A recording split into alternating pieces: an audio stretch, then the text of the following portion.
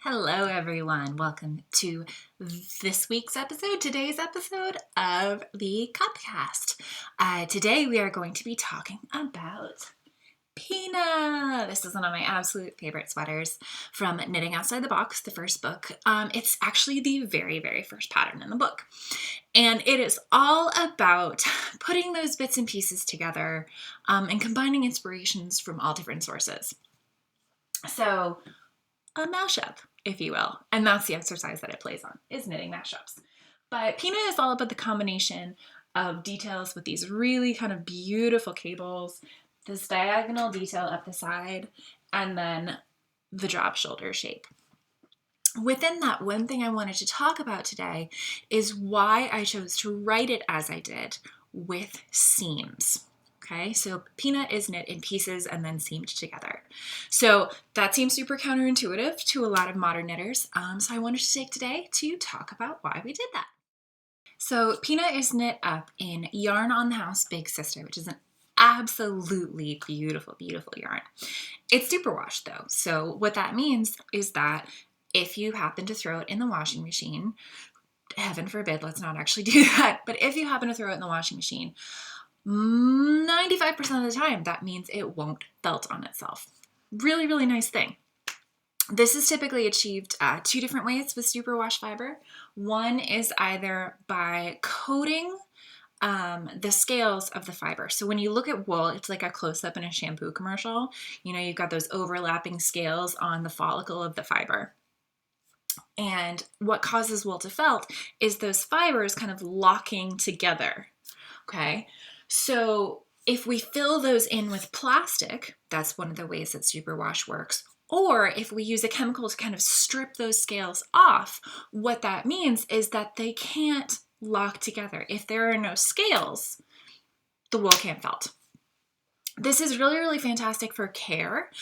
But what it does is if you have a piece with a lot of weight to it or kind of an open gauge, it can pull out of shape because those scales in the fiber, those locks in the fiber, keep your garment in place. So there's a plug for non-superwash materials because they are super fantastic. They keep everything in shape. But what happens if you do want to work with a superwash fiber?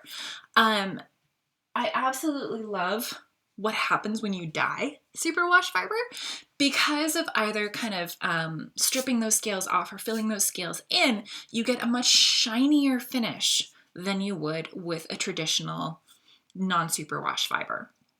So that's how you get a lot of those really beautiful, vibrant colors that you see in hand-dyed yarns. A lot of it has to do with how the superwash reacts to that dye.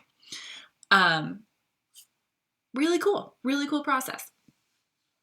But what that means is that you have to put some steps in place to make sure that that garment isn't going to be adversely affected by the superwash nature of the yarn. So with Pina, I knew I wanted this kind of boxy, oversized shape. So it's got a lot of positive ease to it. You can see my bust, or my model here is about 38-inch bust, 40-inch bust. She's kind of a little off kilter, so I'm never quite sure of her measurements.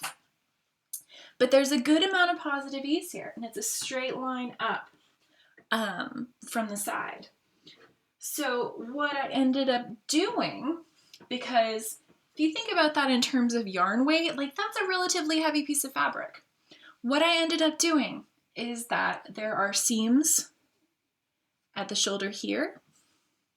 There's a seam coming down the side here. And I think as well, oh, I guess I didn't seam the sleeves. The sleeves are in the round. Shh. Don't tell anyone about that.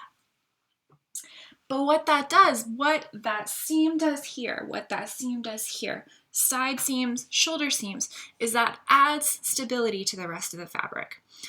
When you create a knit stitch, the yarn it takes to create a knit stitch is 3 times as wide as the knit stitch itself.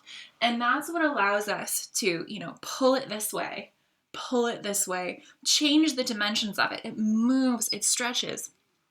because it has all of that ease within the fabric from that amount of yarn. Think about it when you drop a stitch, because suddenly you have this hole in your fabric that is so much wider than the stitch itself, and it's like that can't possibly actually be how much yarn it takes to create a knit stitch, but it does. So what that means is that gives us that elasticity, that stretch in our fabric. We love that. When you seam in knitting, 95% of the time you are using a seam that is either something like horizontal mattress stitch, which is what we've got up here on the shoulder, or straight up mattress stitch, vertical mattress stitch, which is what we've got on the side here. Mattress stitch is a straight line of thread, okay? There is no looping back and curving over the way that we do with traditional knit stitches. So what it gives you is it has that single line of stability on those points of stress in a garment. So this here, get the sleeve out of the way, sorry about that.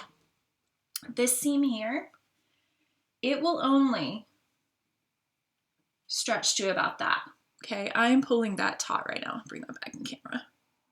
Whereas the fabric on the other side of it, look how far I can pull that. This seam is stabilizing that section of the garment and making sure we have strength along that edge. Same thing here along the shoulder seam. That shoulder seam has no stretch to it, okay? What that means is that's gonna keep it on your shoulders. That's gonna keep it from pulling off your shoulders and stretching out of shape on your shoulders. So as much not fun as sometimes seams can be, and I will fully admit I'm an outlier, I really love seaming and weaving in ends. I know it's weird, just let it go. It can be super, super helpful for ensuring that you have a sweater that stands up to the test of time and doesn't immediately kind of pull out of shape as a garment. So I hope you enjoyed that little nerdy jump down sweater construction and just how cool of a garment it makes with Pina. This is one of the sweaters that if there was a fire, this would be one that I would grab because I just love the way it hangs and I love the way it fits on a body. And a lot of that is due to those seams. Thanks, shoulder seams. So anyway, have a wonderful rest of your week. Thanks so much for watching and we'll see you soon. Bye, guys.